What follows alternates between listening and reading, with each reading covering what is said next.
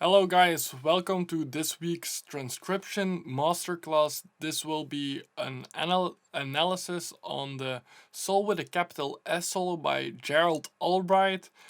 We will take a look at a few of his concepts, which are obviously some very cool blues lines, but also some bebop in there, definitely, and also some outside concepts. So let's dive into it. There's a lot to be learned from, certainly in the funk business or funk saxophone playing. Gerald does one of the best jobs you can ever imagine. So let's listen to the beginning.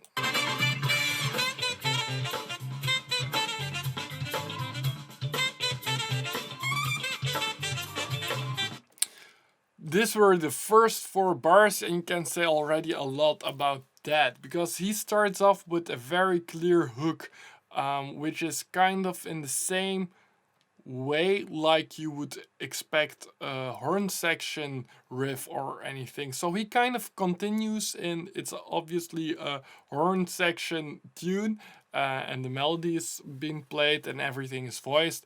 And he actually continues the vibe of the melody by playing this kind of hooks. It's on a B7 chord, like you see, but Gerald plays mostly not really Mixolydian. He plays Mixolydian, but only the third, like normally the D sharp would have be in this B7, but he uses a D natural instead because that's a way more funky and bluesy note. So in a certain sense it would be then a Dorian scale, but it doesn't sound really Dorian because of the chord and of the music on which it's placed on top of. So but keep that in mind. That's like he uses the B, C sharp, D natural, E, F sharp, G sharp mostly, A, and then B. You see G natural here, but that's just embellishment. That's not really a clear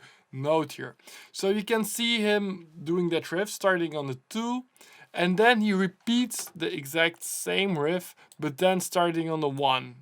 So this one is here on the second beat, and then he places this one on the first beat, and then he fills in the last 2 beats. Then he does again the same like the first bar, but then he does this altissimo fill in, and he repeats that exact same phrase, the with the A, G sharp, F, without the embellishment, but the same concept, with a little bit of a displacement starting on the second 16th. So it's a very clear way to start, and you can see how he uses that same riff but then with some variations. So in a melodic sense, if you write melodies, it's just the same. He makes a statement, we call it A, then he does the same statement but a little bit differently, just in a different spot. That's A accent. Then he repeats the first same statement, that's A, and then he does again a A accent. Sometimes they also put in there a B in sense of melody, but this is A accent because it's still A, but then a little bit displaced. So listen for that, and then we'll continue. Repeat.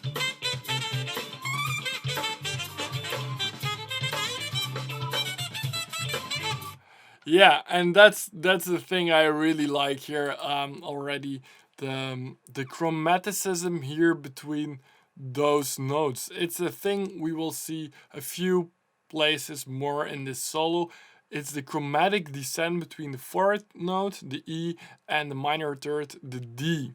He uses that really a lot, and I would never copy it or learn the lick in exact the same way. I just like that concept. So maybe now I will start trying some of that concept on dominant chords. It works also on minor chords, and going chromatic between the fourth and the third there.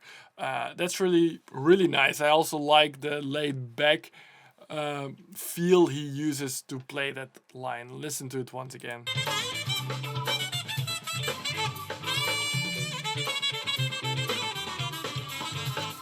Yeah, and then he plays a kind of cliche line starting on the B on the root and then descending chromatically down. So we have the B, two notes in between, then the A sharp, two notes in between, then the A, and then the G sharp. And then he descends more with exactly the same chromatic descent we just talked about. So, but then just an octave down.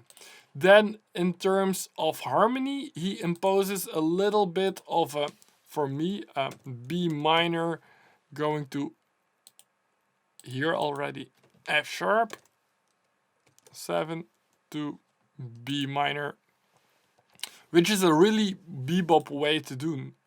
Sorry, B minor, of course, not a B.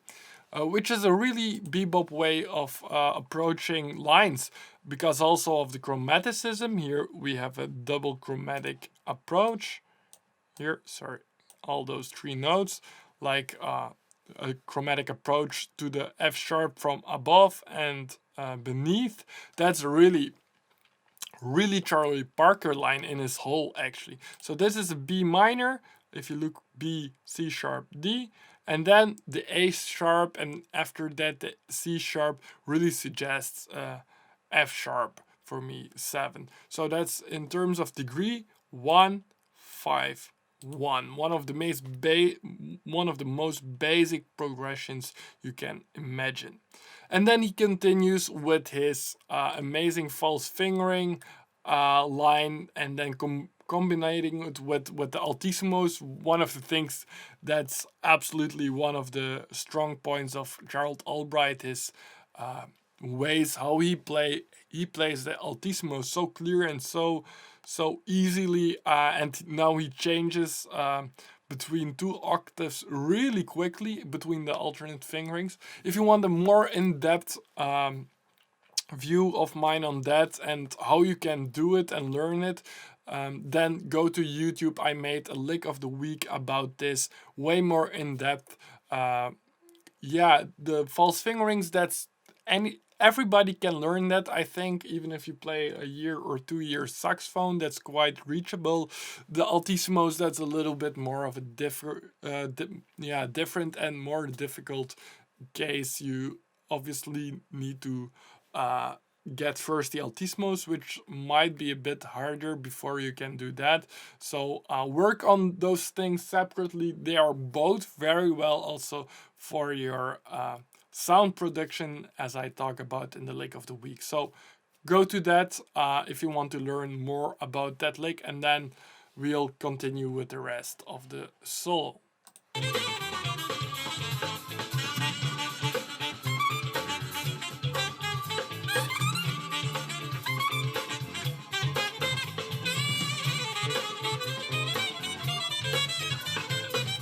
Oh yes, and this is one of my favorite lines, really, guys.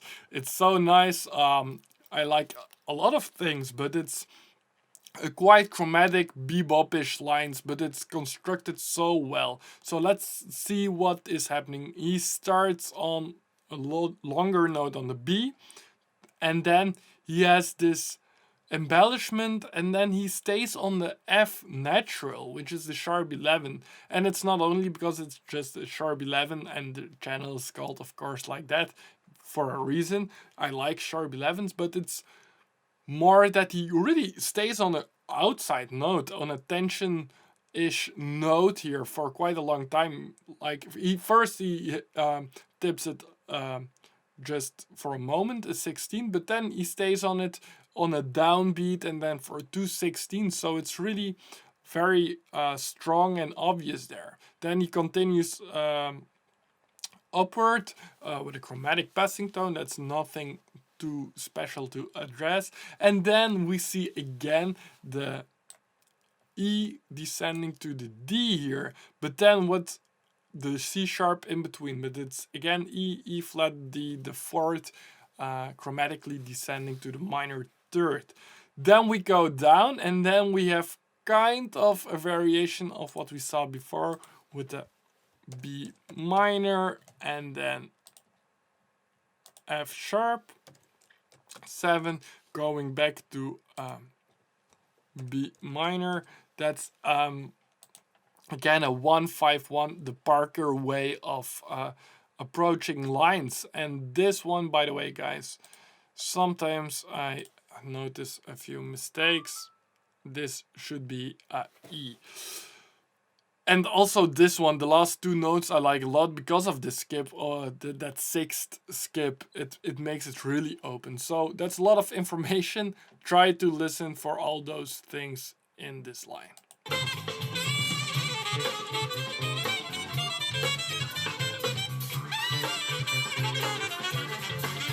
Yeah, and this last line is really, really nice for me, that he actually hits for the first time that D sharp.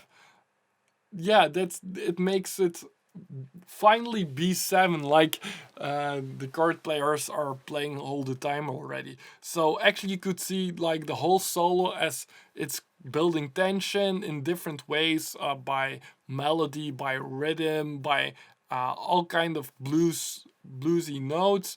And then really at the end he concludes in a way, this, before going to the bridge, that it is a B7, guys.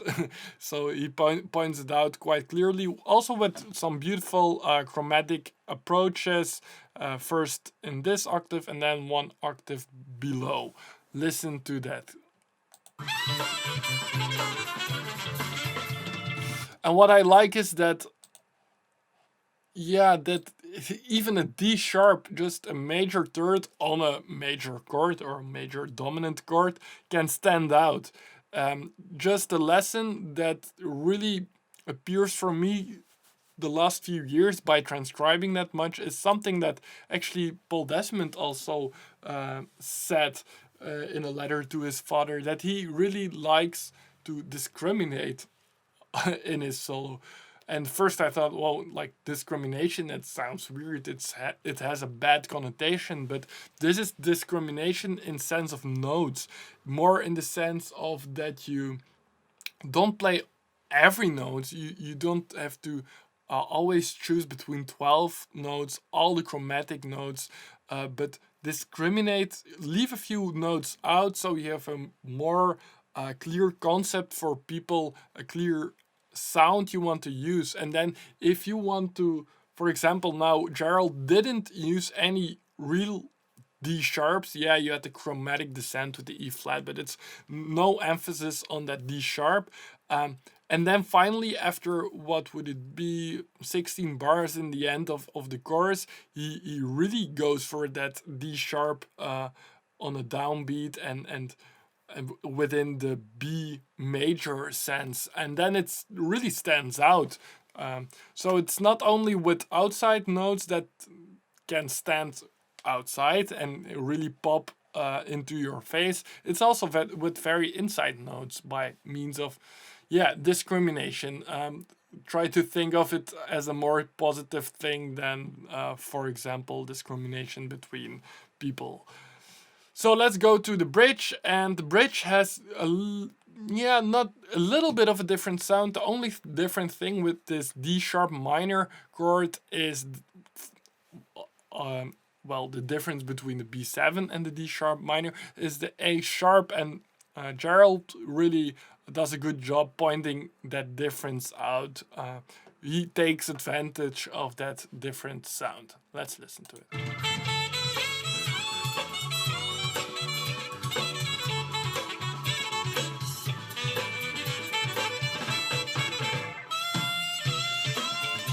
Okay, before we go on, yeah, I think the end of the bridge is really nice, because you have the E/F sharp that might seem a bit difficult, but it's actually just a F sharp 7 sus. So, Mixolydian F sharp scale would fit, but it's mostly played among chord players. Like if it's a sus chord, a sus 7 chord, you can play it by F sharp and then one tone lower the triad. That works perfectly because then you have the 7, you have the 9, and you have the sus in it, the sus 4 in it. So Gerald definitely knows that they're playing that chord in that voicing, because you can see him play first a very clear E, try it, then a F sharp, try it, then E, also try it with the 9 in between, but still a try it, and then again the F sharp. So you cannot play that more clear, outline that chord as clear as Gerald does here. So that's kind of a two pair triad, if you know the concept, like two triads you choose, like in this case E and F sharp, and then you continue on your line. You play one beat, something in E, try it, then the F sharp, try it, then in an inversion E, and then F sharp again. And then we go on with some bluesy lines. Listen first to that sus sound, and we go on.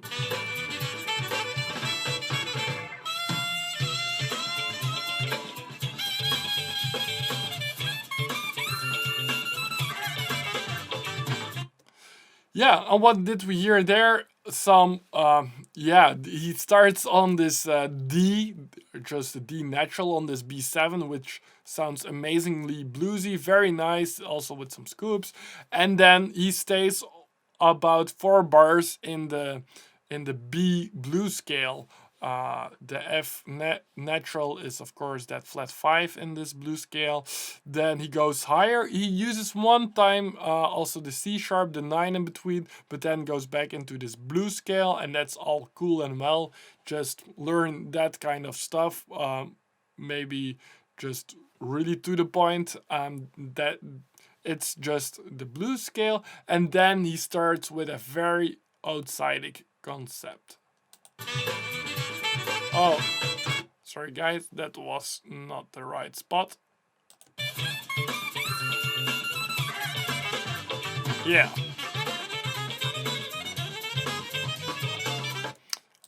Once again, before we dive into it, so you can really absorb that sound. So what's that about? That sounds really hip. So let's see what he's doing here, and it's actually very clear when you put it on paper, when you transcribe it. You see him play here. If you just look at the notes, don't mention like we are in B7 for a moment, then you see a clear D pattern. It's a 1, 2, 3, 5 in D, like that same pattern as John Coltrane used to outline his new harmonic concept with giant steps. It's one of the most, if you want to impose chords, you can do it by means of triads, or if you need 4 notes, you can also put that 9 or the second in between. That's also a very clear note. And then we see the same concept, 1, 2, 3, 5 in the key of F. Then we see the same in the key of A flat. And Finale doesn't like A flat apparently. Yeah, because we have a G sharp on the here, so it make, but it's a flat. So, and then he repeats that same thing. I know it looks a little bit more difficult rhythmically, but he stumbled a bit, I think, on his phrasing there, which is of course no problem. But it's again a D, 1, 2, 3, 5 generally. There was a G in between. I don't know if that was really the intent. Then F, 1, 2, 3, 5. Then A flat. And then he finishes off with a kind of E minor 7. But that's not that important. What you can see about that is what is the connection is that it's on a B7. Now we are on a B7. It's together with a B, it's all minor thirds from each other. So it's actually a B diminished scale if you look at every harmonic point here. So he uses some different tonal bases. So here he's in D for a moment, there he's in F for a moment, there he's in G sharp. And that's all minor third from each other. It's a very symmetrical thing to do. That's also what Brecker did a lot. You take your tonalities in a symmetrical way from each other. So now it's minor thirds. Also major thirds work because in both cases, if you stack them on top of each other, then you come back at your root. So B, D, F, G sharp, and then we're back in B. If you would do a augmented one, then it's, let's say, from C, C, E, that's a major third, E, G sharp, or A flat, that's a major third, and again a major third would be C, then we are back. So it's all perfectly dividable and perfectly symmetrical. So all symmetrical things work really well in music, I find, and you can see that also in many players, their improvisation. So guys, that's a very cool thing. You can just use that exactly like he played it, because it's a very clear thing to do, or try to fool around yourself, but then clearly in one beat D, one beat F, one beat A flat, and one beat maybe even B. He doesn't do B because that's here already the root, but that would fit in as well. So let's go on after this.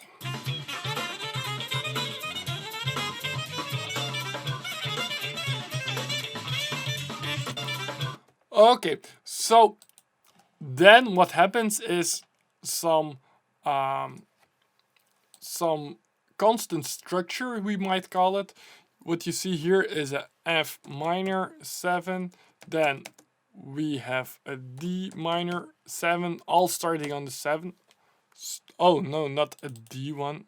Sorry guys, that's a E, of course. E minor 7, then a D sharp minor 7. So you see chromatically descending, and then at least in the beginning D minor 7. So that's a real Gerald Albright thing to do. The arpeggios on the 7 chords minor, and then mixing it rhythmically up with some triplets. That's really cool.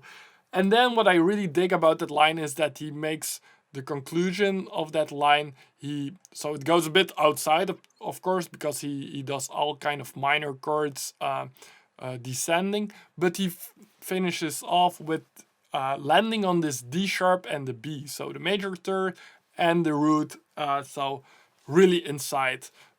That's a thing that I dig in players, being able to play outside, but also to connect it to the real world, to the real harmony that's being played.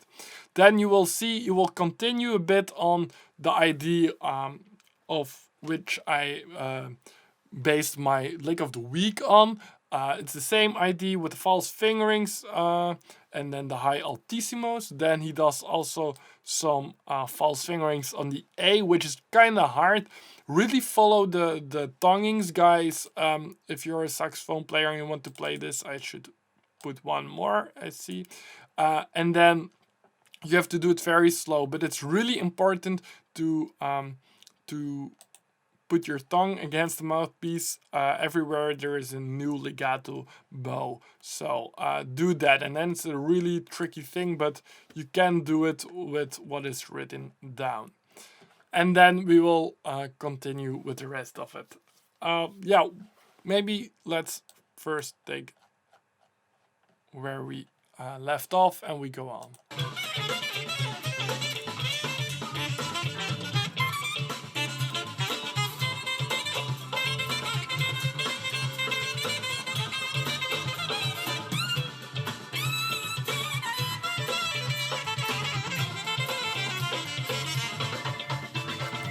Okay, and then before we go again to the bridge, you can see again a line that we noticed from before, with the chromatic descent between E and D again, and then again, which we might call a B minor,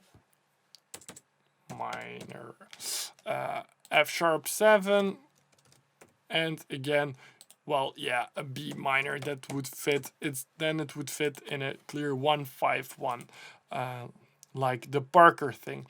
And then, like I said before, the the one different note, the only different note between B7 and the D sharp minor 7 is the A sharp, and Gerald knows that perfectly and starts off by making that very clear to us.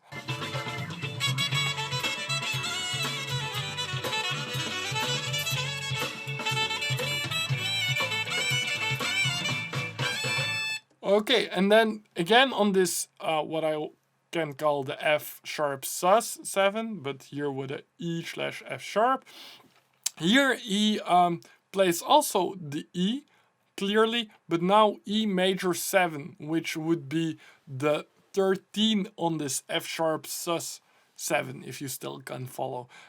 So he makes it a E major 7 case, and then he hits also the F sharp. So that's a very nice thing within a sus. It's all the nice notes. He repeats that twice, and then what I like is that the third time he seems to repeat it, but then instead of going for this major 7, this on this E, he takes a D natural, which is again this bluesy note, anticipating on what he will do next on that high, very high altissimo D, the blues note on that B7, if you can follow. Might sound a little bit far-fetched, but I think it's very deliberate that he puts in already here a D natural. Let's listen to the transition.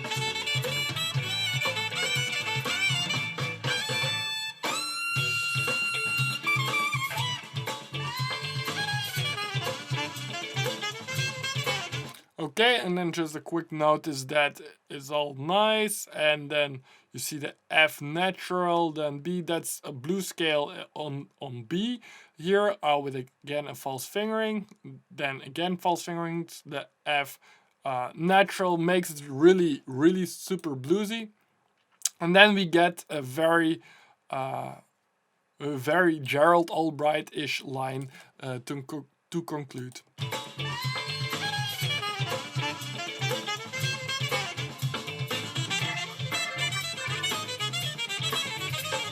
Yes, that's something that's very noticeable for Gerald Albright. So I feel like he's playing here a D major 7 because, yeah, if you look at here, he starts on the major 7, D, F sharp, A, major 7, 5th. It's really within a lick within D major 7, also something Charlie Parker would have played. And then he does his typical stuff on the minor 7 with the 7 clearly here. So this is a D minor 7. Actually, it's still C sharp, so minor major chord, but for the sake of the concept, I'll put D minor here. Then you have a F minor 7. Then he goes chromatically down with the E minor 7, and then a D sharp minor 7, and then a D minor 7, guys. So that's again the chromatic descent, the constant structure, so you want. And then what makes it really cool is that, well, it's 4 notes that he uses. He uses really the arpeggio of the minor 7. But if you would do it in 16ths, then it would always be on the beat or very, sounding the same really rhythmically, because it's 4 notes and, well, 4 16ths in one bar. So the thing I like about it is that Gerald mixes the rhythm up by implementing some triplets here. He does it already kind of in the beginning of his line, and that makes that his line started differently than because of this triplet. Because of this triplet, it makes this. He started on the beat with the 7. Because of this triplet, it made the 7 appear on the 4th 16th. Always anticipated here also, and also here, and then he makes an extra embellishment in a Gerald Albright way. Listen to that. Listen to this acceleration here in the line.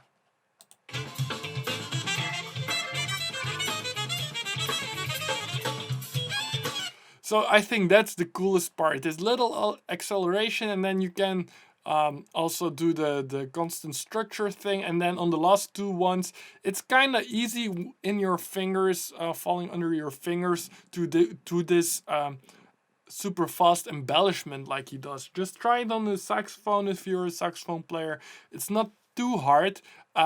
Play this A sharp with the bis key, not with the side key, then it's not so easy to do. And then this one also falls really easy under your fingers, guys.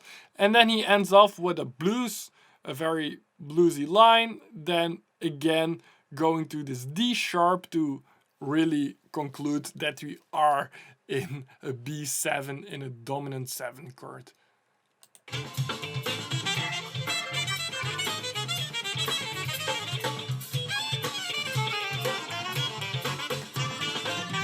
I like that approach towards this D sharp. He always comes, he goes, well, he anticipates this D sharp always also with the D natural twice. So that gives a extra, I don't know, an extra boost to this D sharp. It makes it stand out more than you would play from a B to the D sharp or a A or any other note. It gives that extra push. Yeah, that's really a thing that I do like. So guys, this was the analysis on Gerald's solo. There's so much stuff in there, so let me know what you think is the most cool phrase or what you will take out of it, and leave a comment. I would love to hear from you guys. So see you next time with the next solo.